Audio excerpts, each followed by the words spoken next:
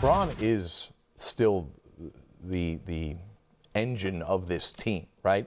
And I think the issues, we were talking about earlier, when LeBron's not playing, like almost all the teams we saw over the years, is that he runs the offense, he runs the show, and then things kind of fall apart when he's not there. So you look at an injury like this and you wonder, if this is going to be an issue all year long, do they have the pieces around him to stay above water? Well, that's where Anthony Davis comes in, and he has to carry the team.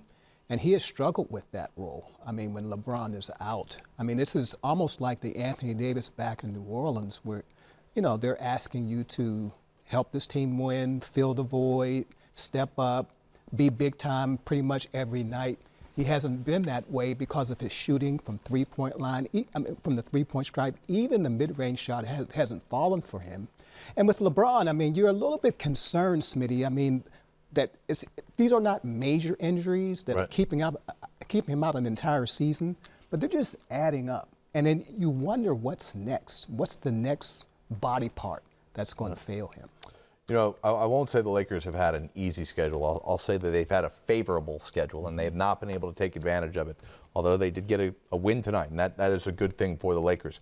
Is there any part of you that feels with this veteran-laden team that as the calendar turns to December and the schedule gets significantly more challenging, that these guys get up for that task more because of who the opponents are?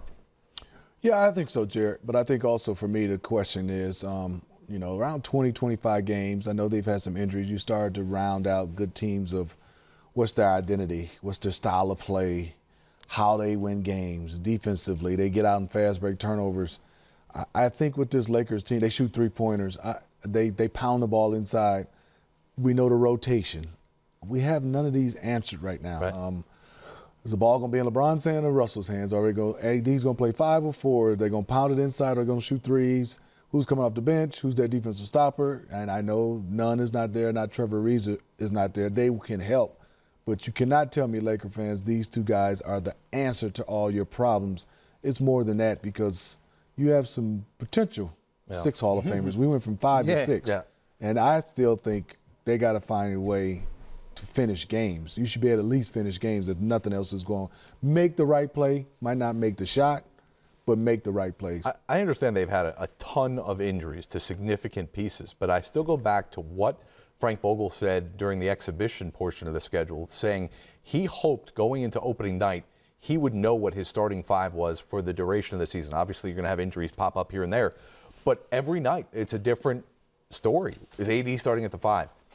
Tonight, Dwight Howard gets a DNP, a healthy scratch. Yeah. He's starting games, and he's not playing tonight because they wanted to get some other guys some run. And it just feels weird that they just don't know any of this. And at times, Carmelo Anthony and LeBron James were the 4 and 5 on the court tonight. DeAndre Jordan, is he playing? Some games he doesn't play.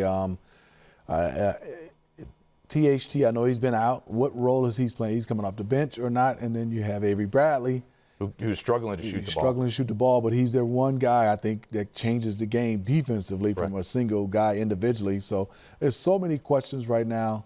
All that can be answered because you have some great players that can start to play better, like Anthony Davis. All the numbers we've stated that he wasn't playing well, but if he gets to knocking down shots, he gets to dominate. And I think if we stay Anthony Davis so much and people run to his stats are fine. We're just seeing his presence on the court. He has to be the number one guy until we get to postseason, in my opinion. He had great stats in New Orleans. They didn't win very many games. He's got to have an impact on winning and be consistent night in and night out.